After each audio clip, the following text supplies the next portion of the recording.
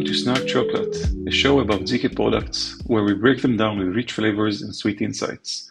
My name is Omer, and I'll be co-hosting this episode with Queenie. And today we are thrilled to be joined by Tomer Ashur, founder and CEO at 3MI Labs.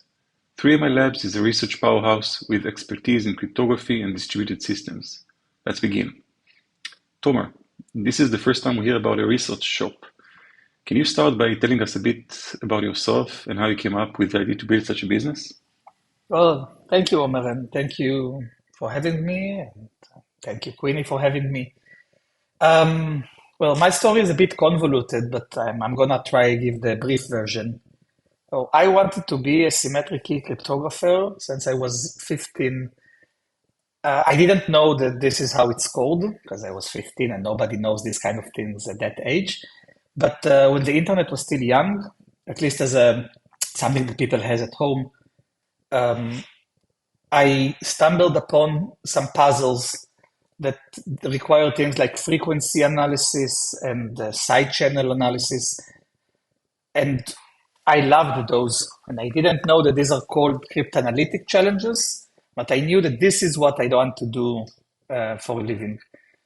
And the way things are, life had other plans for me, so I had to make a detour. Went to university, had career in tech, was a team lead in a startup, was a CIO of a medium company. Then when I was 27, I decided that I want to pursue cryptography still. I left industry, got a master's degree from University of Haifa, and then when I was 30, was offered a PhD position in Belgium. So I moved to Belgium, got a PhD from KU Leuven on the topic of cryptanalysis of symmetric key algorithms. Finished the PhD in 2017, got a professorship at Eindhoven University of Technology. I did that for 3 years, but always had the itch to do some practical things, and universities are not always good at enabling the researchers to do practical things. So I quit that position and started 3MI Labs, which is a research house in cryptography. This was August 2022. Today we are 10 people, of which 7 are researchers, 2 transfers engineers, and 1 operations officer. And we provide research services that are very close to what all of us did when we were still at university. Everybody here is a PhD and above. So everybody has some experience in academia. We're doing the same kind of research, but it's much more fun and for better money. Hold on a second. You just mentioned you have transfer engineers in your company. Can you tell us what you mean by that? Of course. So this is a lesson. Company exists a little over 2 years. We've had time to make mistakes and learn from them.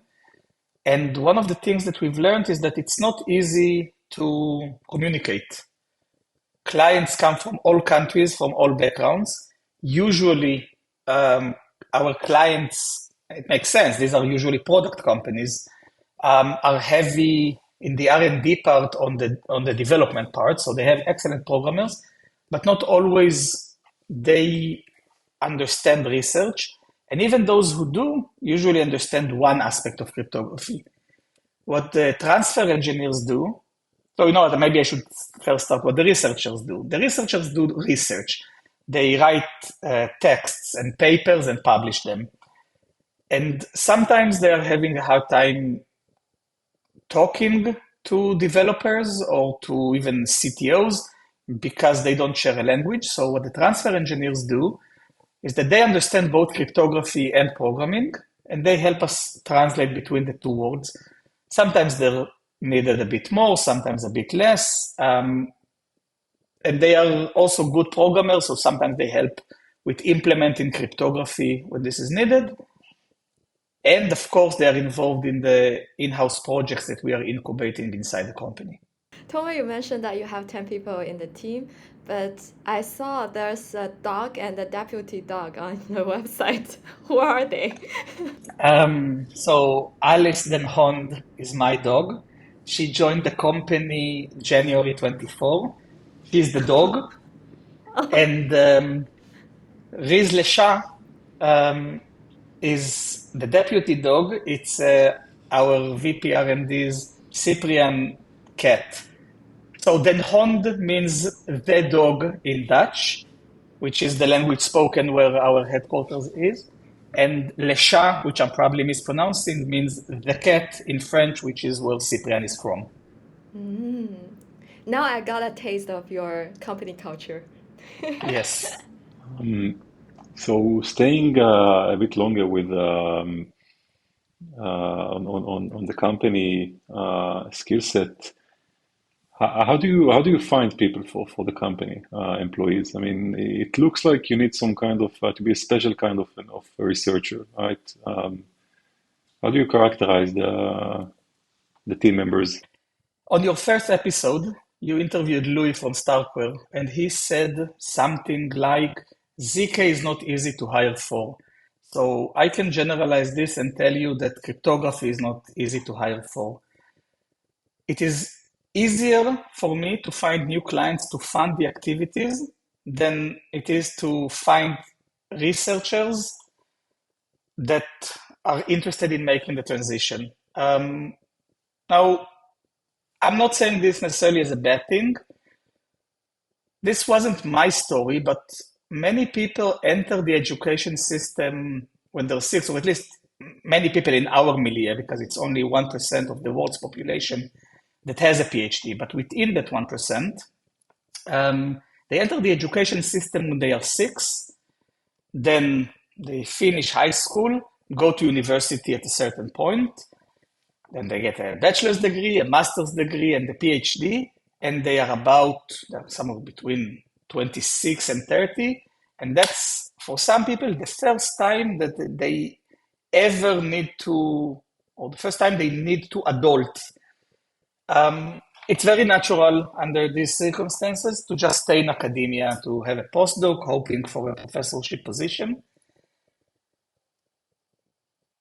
And this is excellent. This is not an indictment to the academic world. I loved the professorship. I love teaching. I love working with brilliant young minds.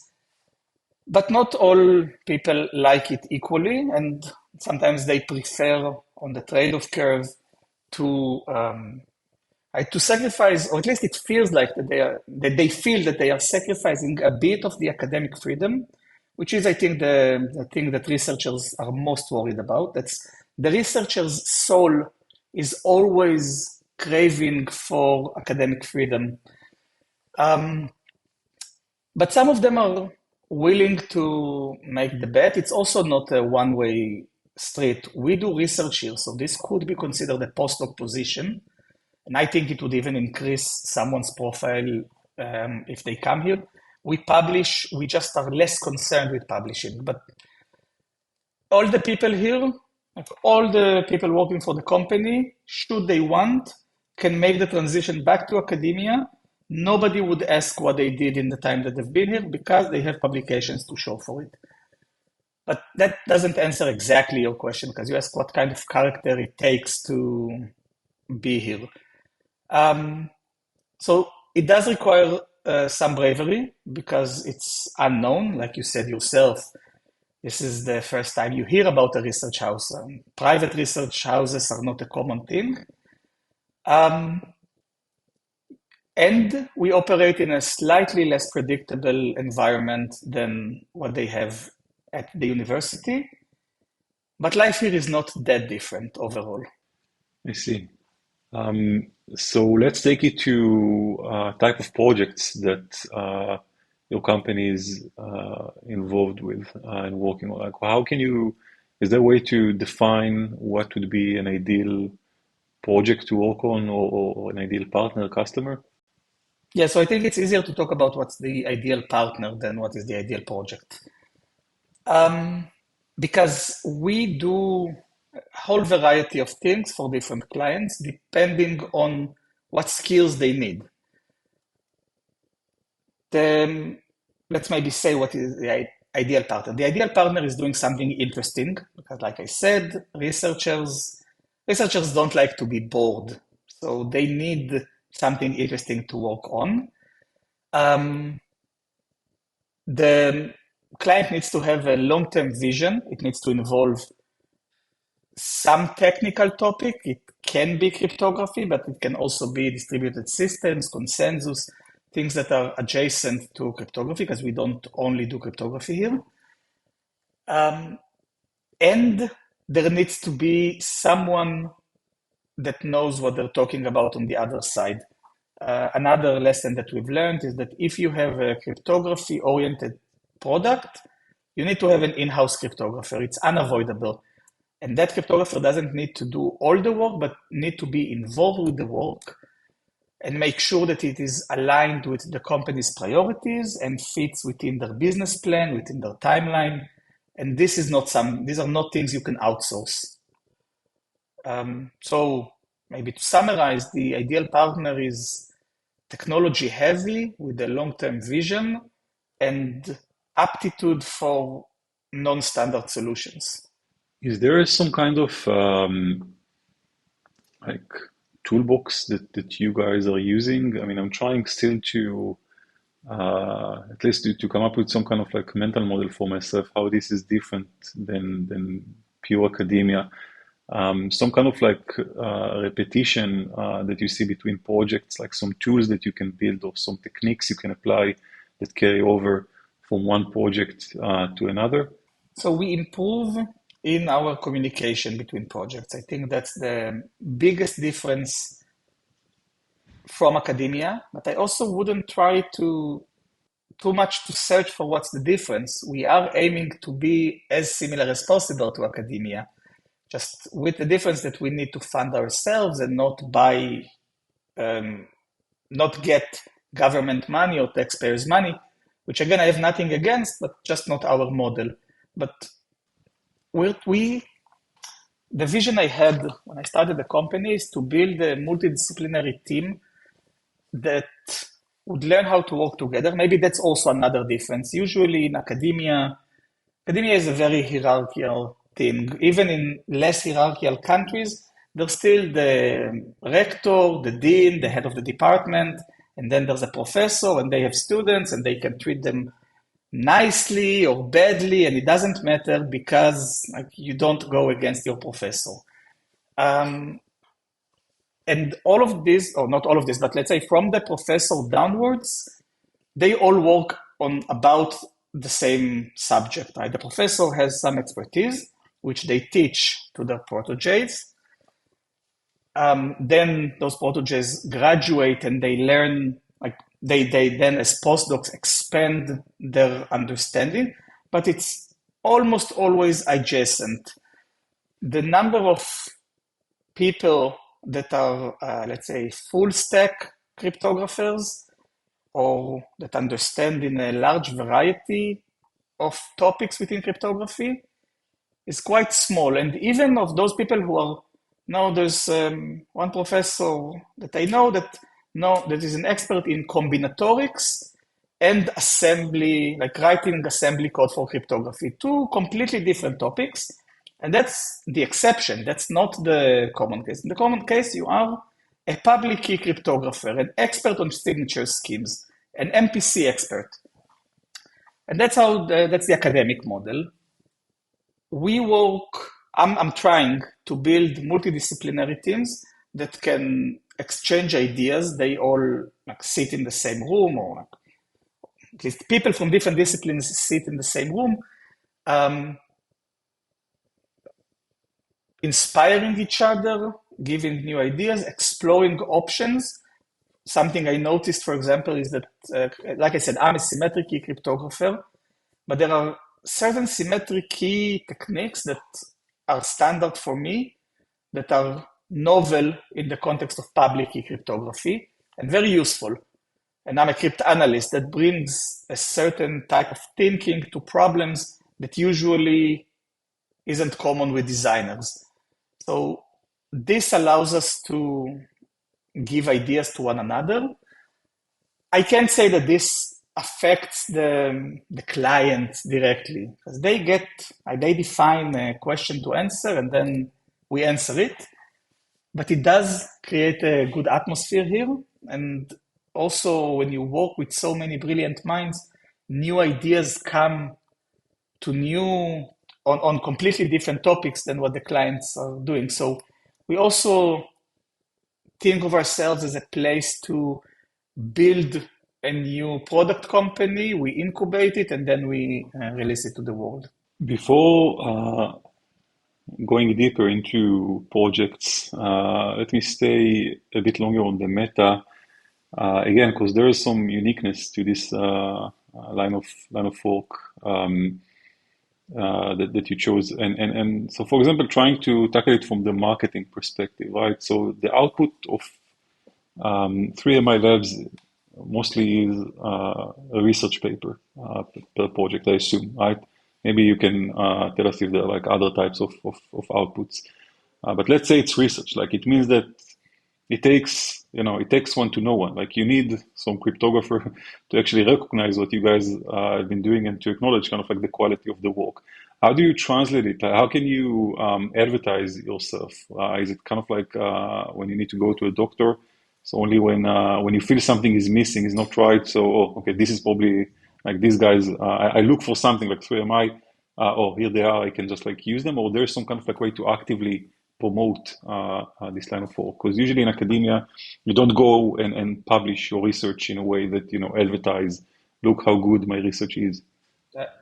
Well, you absolutely do that in academia, right? That's about 90% of the academic world is to promote yourself. Which I didn't understand as a PhD student, but as a professor, it was very clear that how sometimes in a conference there's someone saying this is not really a question, but a comment. That's the kind of character you need to be in academia. But more seriously, though, we are in the fortunate position that people know about us and they usually come to us. I think that maybe the most common pipeline is that they have a problem in cryptography. Usually they can recognize what the problem is roughly and that it is in cryptography. And then they find a cryptographer, they write a cryptography researcher, and then they get to some professor. And then they refer them to us, or they already are cryptographers and know about us. We are not that famous yet, but we do have a recognizable brand by now. Okay, sounds good. Time to, I think, look closer into different projects. Like you guys already have track record, as you just mentioned. Maybe there are some like interesting stories you want to start with to share about some collaborations that you guys had. Yeah, happy to. So I need to apologize in advance, of course. Most of what we do belongs to our clients, and they are the ones who decide when to advertise and how. But I can speak of some projects that are public. One project that I like, and I think really this gives a good example of what we do here, is the Stark-based signature scheme that we developed for Polygon Miden. So Polygon Miden, for those listeners who don't know, is a client-side zero-knowledge VM. I have tons of respect. They were one of the first, if not the first, to pursue this idea of client-side proving, which I believe is the future of zero-knowledge in the context of Web3. They needed to sign to have digital signatures from within the VM. Now, when speaking of within the VM, when speaking about something being done inside the VM, we talk about circuits. And circuits are a way to describe functionalities or algorithms. There are ways to describe algorithms. And they need, just like we optimize algorithms or we optimize an implementation of an algorithm, we need to have an efficient circuit for the execution to be efficient. But the metrics on which we optimize are different than what usually people optimize in code. So they needed to sign, and they weren't restricted to any particular signature scheme. So they looked at the NIST competition, NIST, the National Institute of Standards and Technology, an organ of the US government, which kind of leads the world market in standard cryptographic algorithms. They are considering a bunch of algorithms. So they accepted proposals for post-quantum signatures, which they've evaluated the first phase, and they are now evaluating a follow-up to that earlier process. So going back to Polygon Miden, they looked at these algorithms because these algorithms have usually a well-defined mathematical structure, which is the kind of thing you need if you want to be efficient inside the VM. And they determined that one of those algorithms is good for them. Like, that's what they need. And then they asked us, we were working with them on another project, but they asked for our opinion on some modifications they wanted to make it even more suitable for their use case. And on parameter selection, which is also not easy if you're not a full-blown cryptographer. So they came to us, we talked about it, we understood the problem. Now, as cryptographers, we know that any hard problem can be made into a digital signature scheme. That's a result from a couple of years ago, I'm not even sure when. Now, that algorithm that they chose had a different hardness assumption than what the VM has. Now, if you are a zero-knowledge protocol, you already have a hardness assumption. Hardness assumption is the thing that makes your algorithm secure if you build it right. So we suggested that since they are anyway a Stark-based VM, we can have a Stark-based signature scheme. Our members of our team worked on this, and they worked on this specifically in the context of Polygon Miden, and they got a very nice signature scheme. I don't remember all the numbers, but I think it was 4 times faster inside the VM than the one they originally planned to use.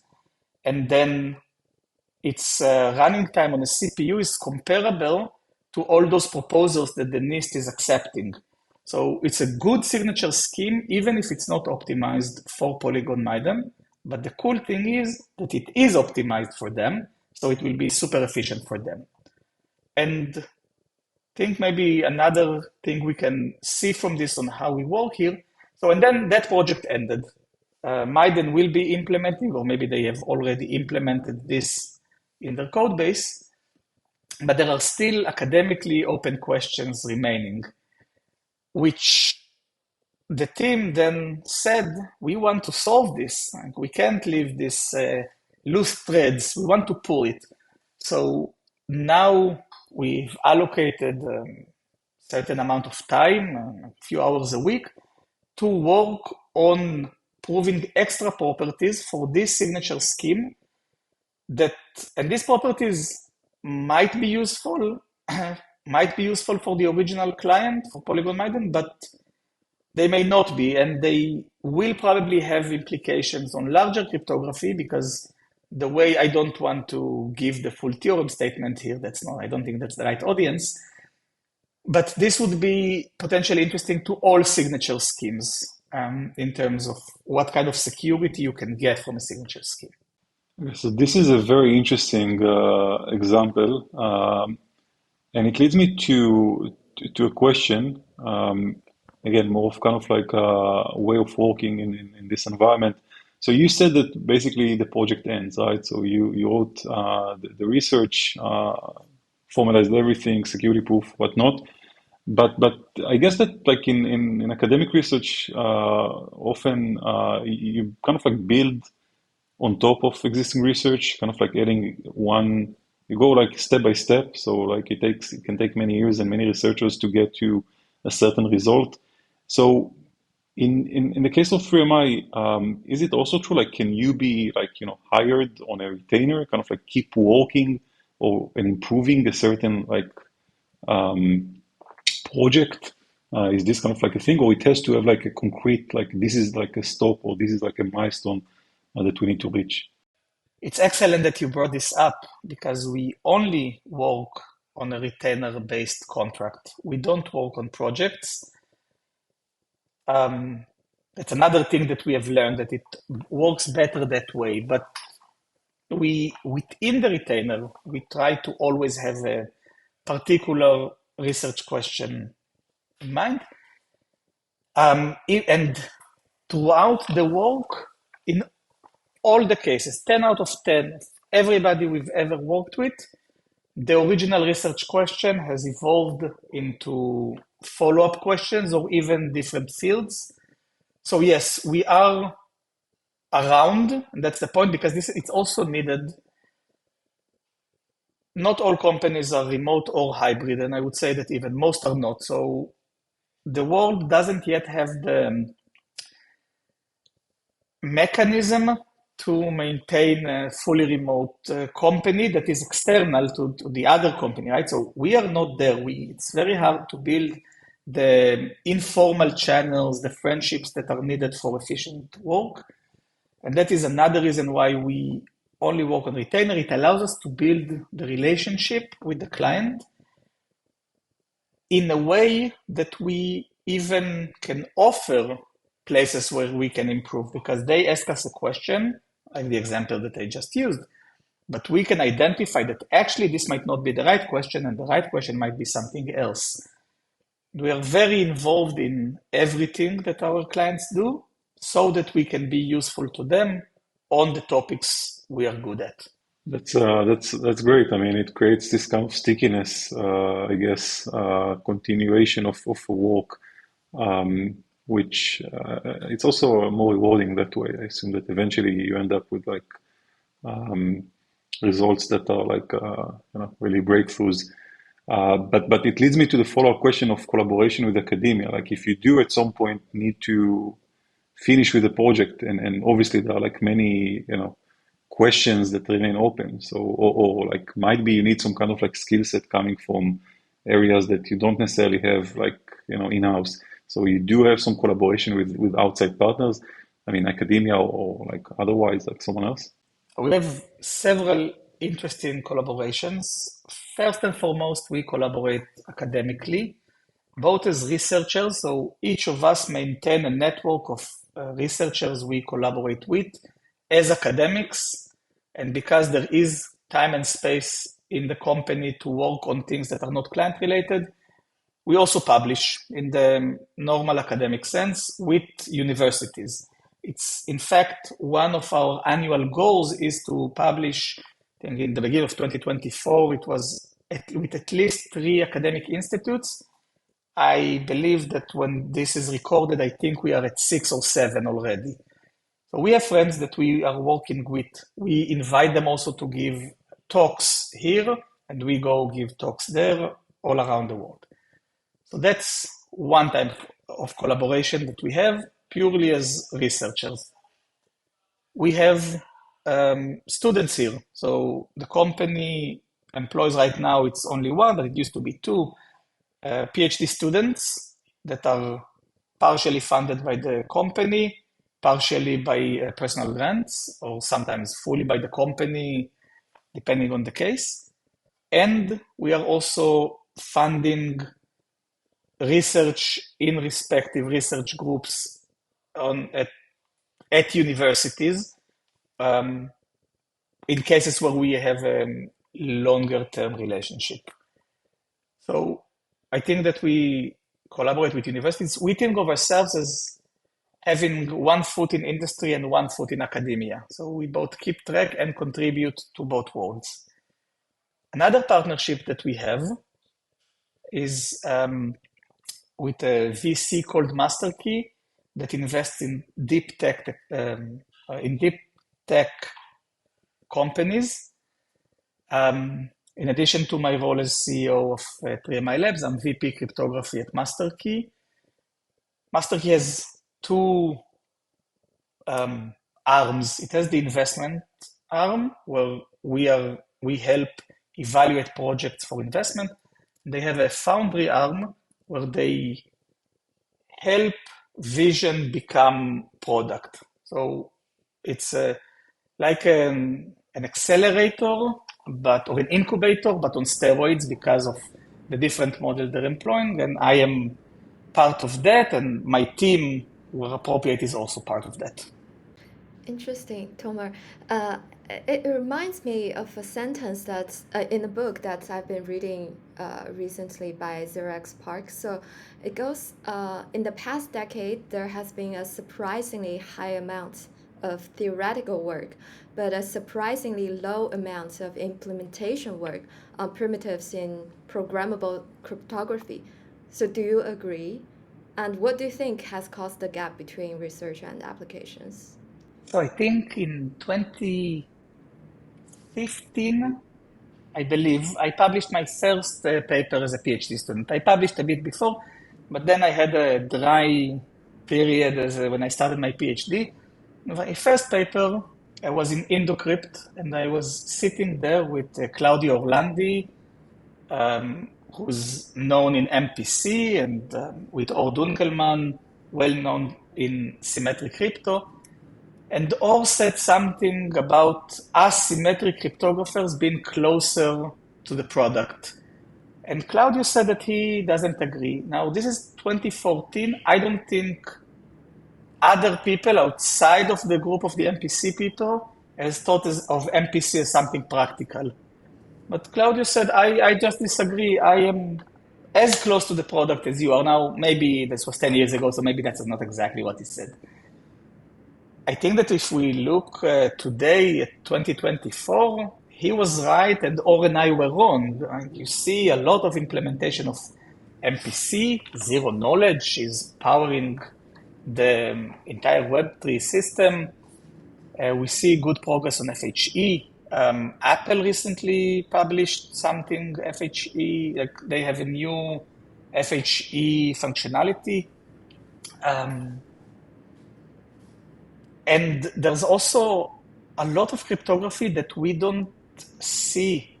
Funny story, when I was still a PhD student at KU Leuven, they got a project from, I don't remember which, they got funding to work on privacy-related device, product.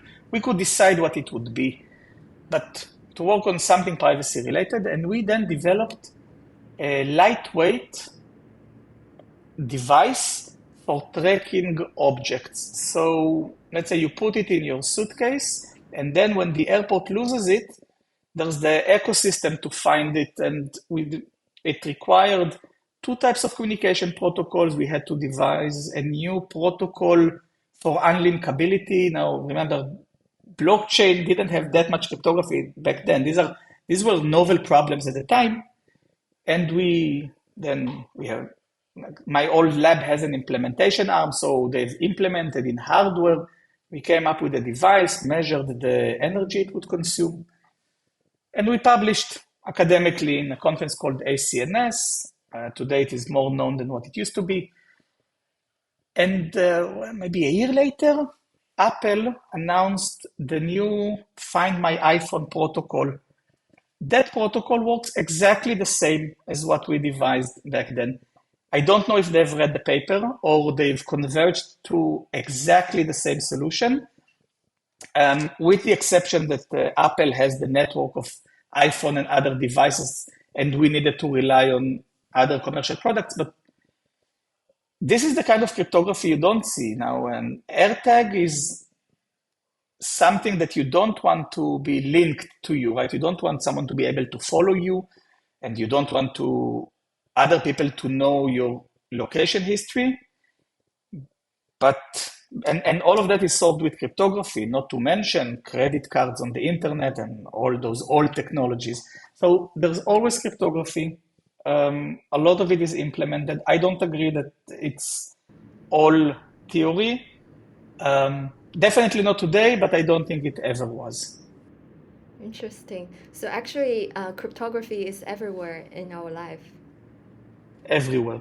And it's amazing. If you love cryptography, it gives you another dimension to look at the world, right? You walk around, you see the flowers, the trees, and all the encrypted communication that goes around you. Wow, that's amazing. Then do you think actually crypto industry helped accelerated the progress? And did you see Yes. more and more maybe customers from Web3 industry? Yeah. So absolutely, Web3 helped progress cryptography. It's so when I started the company, my vision was, and it still is, to be a research house in cryptography, in all cryptography. It is very clear that the money is in Web3. That is the easiest funding. There's a good capital inflow. There are people who are really interested in pushing the boundaries. And there's also this environment of collaboration because I want to publish the things we do. When you work with a traditional company, they have reservations. But in the Web3 space, I've not yet met anyone who a priori said, we can't publish this. The client wants to influence the timing, the framing, and that's fine.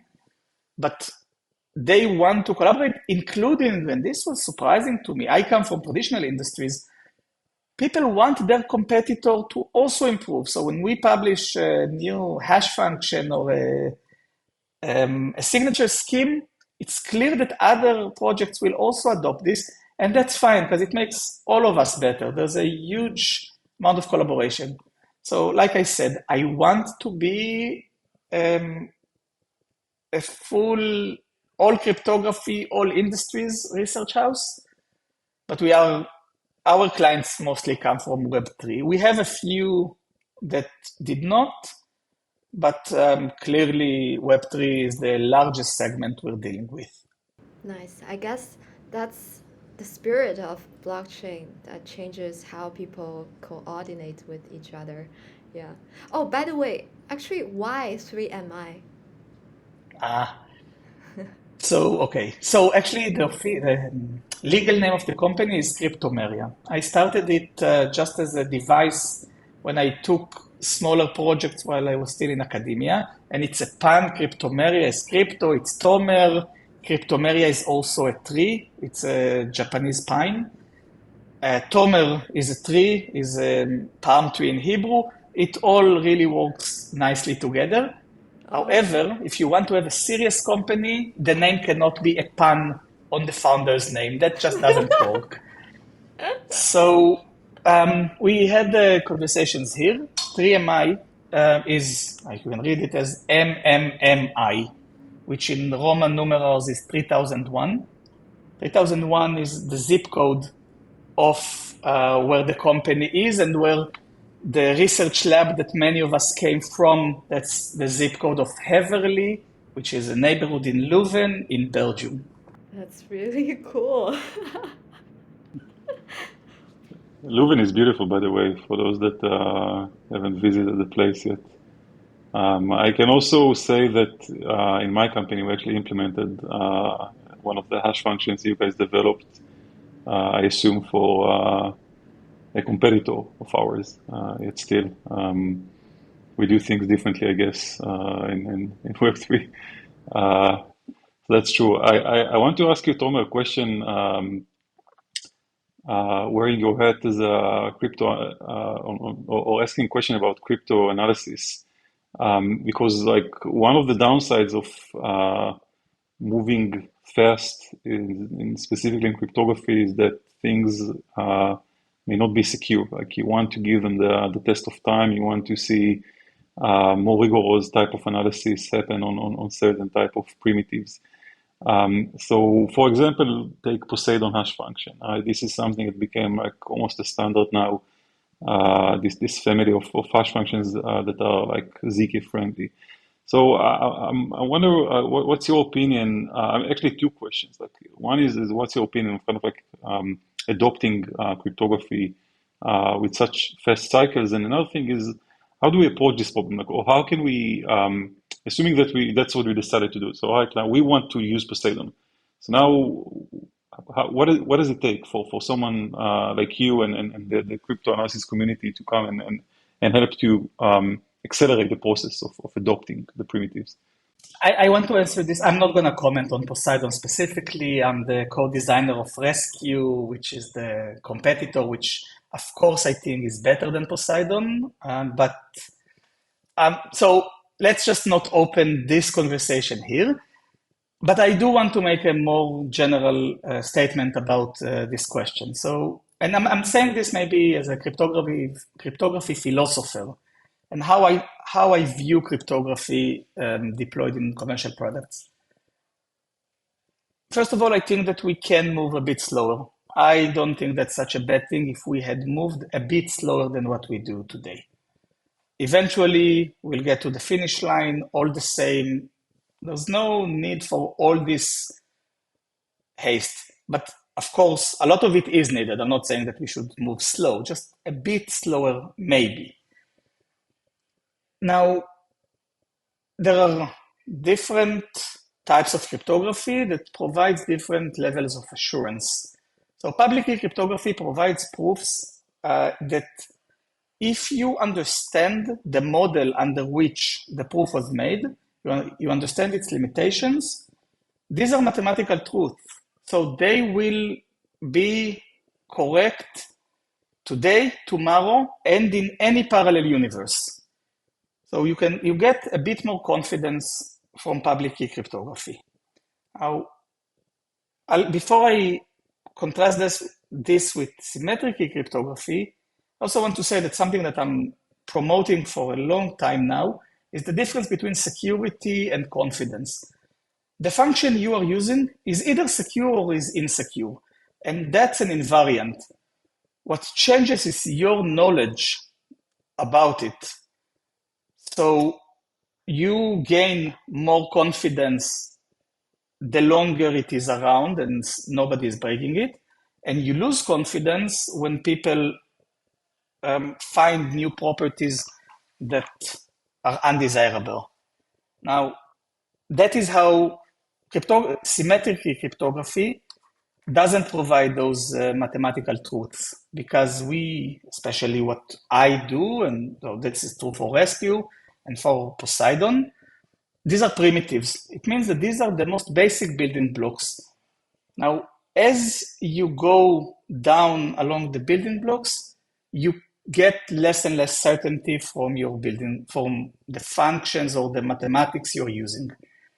So, and we rely more and more on confidence, on the test of time, on external motivation for people to break it. And I am very conservative about these things. I think that if something is found, it should be taken seriously. Ideally, in an ideal world, a symmetric key designer would make a theorem statement about the security. This function, or let's say in this hash function, you cannot find the pre-image in less than 2 to the 128 steps under the following constraints, limitations, and boundaries. But there would be a refutable statement that would, as long as it holds, we may consider trusting that function. And once it doesn't hold, we should stop trusting that function, even if this did not result in an actual attack. That's a conservative philosophy to take towards this problem. Now, nobody makes these theorem statements, including myself. I think it's an excellent idea, and I move fast like everybody else, so I don't do that. But what I think I think that we are, in this world, favoring, it's not the speed. We are favoring performance over security. Like I said, the security is either there or it's not there. If nobody had found it yet, that doesn't mean that it wouldn't be found later. Now, once you deploy cryptographic algorithm, it's nearly impossible to move away from it. There are still internet connections secured by RC4, which was shown to be broken maybe 20 years ago. It's still in the wild because it's nearly impossible to upgrade cryptographic algorithms. So what you should aim for is robustness. That you got a model that you understand, that your product doesn't move away from this model, and that you always have a quantifiable way to know where you are with your trust. And now, after this very long speech on cryptographic philosophy, bounties are also help because they incentivize people to test functions and try to break them for the bounty. But the bounties should also be built with care because it's not easy. It's not common, neither in academia nor in industry, that you can really completely break an algorithm. That we know enough, all of us, we know enough for our algorithms to not be broken easily. But that's not the problem. The problem is whether they are broken and can be broken at all. So you need, if you set a bounty, you should really define it in such a way that would incentivize understanding the right points about the object you are trying to investigate. Understood. And thank you for sharing and for this answer. I think it's really fascinating to hear. On a completely different topic, going back to the nature of the business, one last thing that I wanted to understand, based on the answers that you gave so far. So there is this tendency. I mean, I was there as well, to have to kind of like work with you. Or cryptographers are hard to find. Right? Let's establish. We already established this fact. Now, if you already have this like accessible cryptographers, you can, or maybe to ask it from different direction. Like, do you have this mode of operation? I don't know if you encourage it or like if it's a risk. That's kind of like an offering of hold my hand, because it might be again a very simple type of communication where someone in the company without like the know-how, like many times we just need someone to talk to consult, to ask questions on an ongoing basis. So I don't know if this is something you encourage, or is this something that you don't want to actually fall into? Yeah, so this is something we highly encourage. So anyone listening, if you have a cryptography question, send it over. We'll be happy to talk about it. We love talking about cryptography, and we won't send you an invoice at the end of this conversation. We really do enjoy talking about cryptography with anyone who's interested in talking to us. And I assume, Omer, that you have this, because at home, nobody's interested in talking about cryptography with me. So at work, I'm very happy. We encourage that a lot. And in fact, some of our projects are things that we have worked with another company without being paid for. Because like I said, we only work in the retainer model. And for the retainer model to make sense, there needs to be some ongoing work. So the other company needs to do something that's cryptography related. If they only have something one need, then we just do it because it's interesting research. So absolutely, very interested talking to anyone, not only about cryptography. We also know I'm a cryptographer, so it's easier for me to talk about cryptography, but consensus, mempool, latency, we really have excellent expertise that we are happy to share in the spirit of Web3, of sharing knowledge. I'm very fortunate to be in a position that we don't have problems funding the current activities, which gives us space to provide this help, especially for young companies or maybe aspiring entrepreneurs, aspiring founders that just have an idea and want to hear whether it's even possible. Because sometimes I'm saying point blank, information theoretically, what you're proposing is not possible. It is not possible to encrypt the text securely with a key that is smaller than a certain size. There are things that are just not possible. And in those cases, that's not all the advice I give. I sometimes also give positive advice. But even when I give negative advice and I feel a bit that I crashed someone's dream, I also remember that I did them a favor for not wasting time about something that physics just doesn't allow. And again, of course, I enjoy much more when I have an ongoing conversation with something that is reasonable, which also happens quite a lot. Good. I'm happy that I asked this question. So Tomer, you got to know that you wanted to work on cryptography since you were 15 years old for your entire life. So I'm curious about your ultimate goal for yourself and for 3MI in cryptography. I will start by answering about 3MI. I would like 3MI to be a name like AT&T Labs or CERN or Bell Labs. Historically, there has been research houses in part of private entities that have influenced technology immensely. And I wish one day for 3MI Labs to be one of those recognizable names that now when you're an undergrad, you open a book and you learn about some sorting algorithm and they tell you that this was developed there. I would like that for the company. That's for the company. That's not necessarily for myself. I come from the kind of neighborhood where people don't usually get PhDs. So when I did get mine and in an excellent university outside of the country where I was born, I felt that I have no more ambition. No, what I don't have is more ambitions. I'm still ambitious. I'm still interested in doing things, but this is now the bonus. I've achieved everything I wanted to achieve in life in getting this PhD. I have no plan beyond that. That was already a few years ago, right? So I'm not dying. But from that point onwards, it's the bonus for me. And I am interested in doing interesting stuff. So, and I find interest in all sorts of things. I always wanted to be a cryptographer to make a living out of it, but I am a hacker in spirit, just harder to get a PhD in hacking. But I am interested. I'm not doing this, of course. Please don't flag me in any database.